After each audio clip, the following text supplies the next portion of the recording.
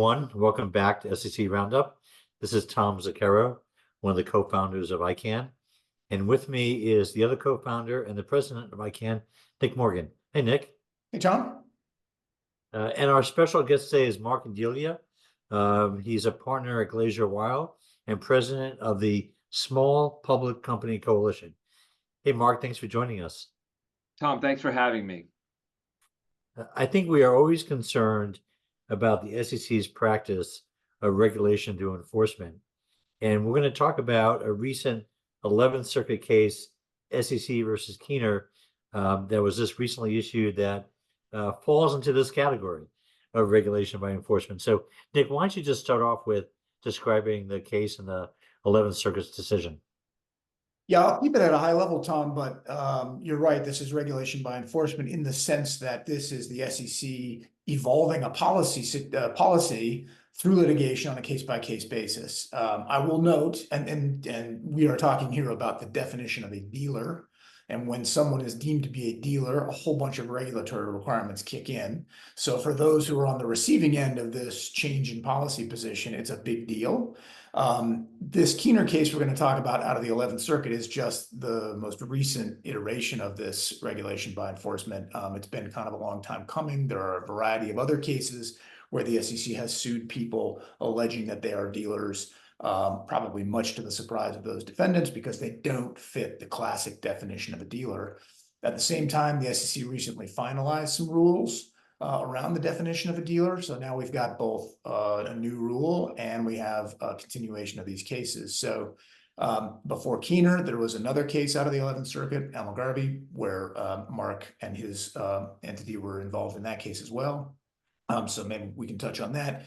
But the issue here, and it was recently highlighted by Commissioner Ueda in some comments he made, is a shift from what we all sort of historically understood a dealer to be, someone who deals in securities out of their own account for a customer on the other side.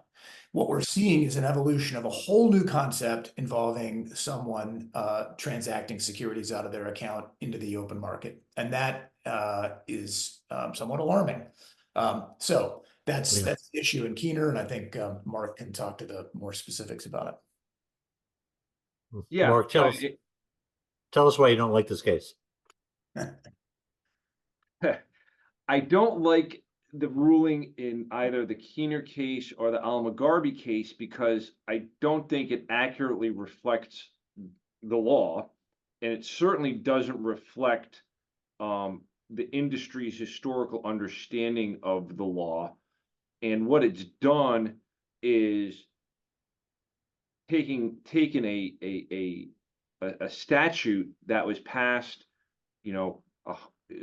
90 years ago, and has been interpreted in a manner where markets have developed over time to allow certain people to conduct activity if they're a licensed broker-dealer, and then other people who are typically identified as investors to act without that additional registration requirement. We think on a day-to-day basis, people who just, some people buy and sell stock occasionally. Some people do it frequently. Some people, and they're commonly referred to as day traders. And then you have a whole host of institutional investors, which can be, publicly traded mutual funds, but it also can be private family offices or small private funds, or, and the type of investment capital that comes into capital markets, both on the public and the private side, are basically investors. And what's happened here is that people who are investors and had thought of themselves as investors are now being deemed to be dealers in securities, not investors, and as such have been operating an unlawful enterprise for, depending on the case, years or even decades. And the change in the application of this statute to the private fund industry has consequences that potentially go well beyond what I like to, I like to call these cases the penny dealer cases, because as of now, the SEC has focused their enforcement efforts on investors who invest in what are commonly referred to as penny stocks. So they're Yeah. penny dealers. But the rules and the definitions and um, that are being interpreted certainly make no distinction as to the type of investment you're making. You could be investing in Coca-Cola or Apple, or you could be investing in, a small penny stock or micro cap company. The statute doesn't distinguish between the two. So there's nothing that prohibits the SEC from distinguishing between the two. But as of now, they've focused on, penny dealers, Yeah. who are basically, in reality, micro cap pipe fund investors. Okay, so they started this theory a few years even before they brought the case against Mr.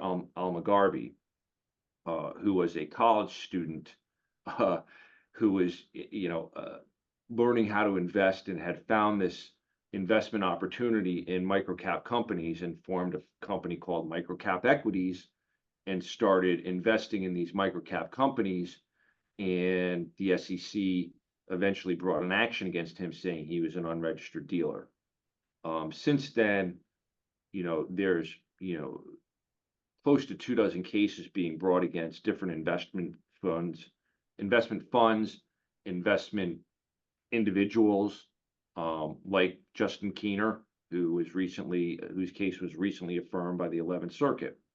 So, and all these folks who are being charged, what they have in common is they're investors, number one. Number two, they typically invest in microcap OTC companies. And number three, their investment structure is typically what we commonly refer to as a PIPE, or a private investment in a public equity.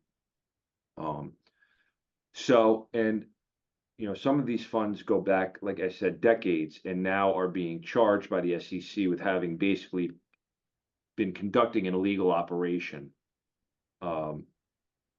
unbeknownst to them and everyone else, including, I would say, a good chunk of the SEC, who was routinely observing these transactions, because of course they're in public companies, they're all Yeah. publicly available and publicly disclosed. But at some point, somebody decided that they were going to try this theory, and in an unfortunate turn of events, at least for the industry, and I would say overall for the capital markets, the courts are adopting the SEC's view on this issue. And I think ultimately the biggest challenge, there's a few reasons why these cases are so problematic. One of which is, as you guys pointed out originally, this is legislation by enforcement. This theory was originally put out there by an enforcement staffer at the commission at one of its outlying satellite offices, as we understand it, and ultimately was tested in a couple of cases, and then they kept testing it. And one of the challenges with the way the commission operates is, when you go after someone like Ibrahim Almagarbi or Justin Keener, particularly Mr. Almagarbi, I mean, he was a college student. He wasn't a particularly wealthy individual. He had made some money, certainly investing in the market, but he didn't have a huge war chest with which to defend himself. And I give Mr. Almagarbi credit because he fought the case. Many people started settling without either admitting or denying, which is, the typical way in which a SEC case settles. But, they haven't been testing larger funds. What they're doing is they're laying a groundwork of people who are, smaller. They're in the microcap space. And there have been, various peculiar facts that the SEC has hung their hat on to make them seem more nefarious than they really are. Yeah.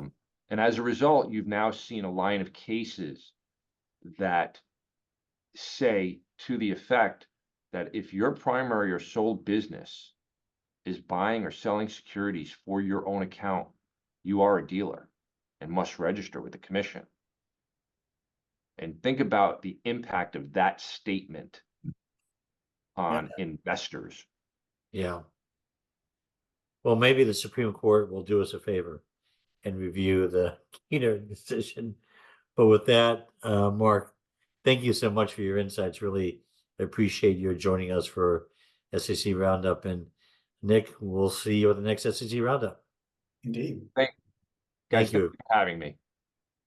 Our pleasure.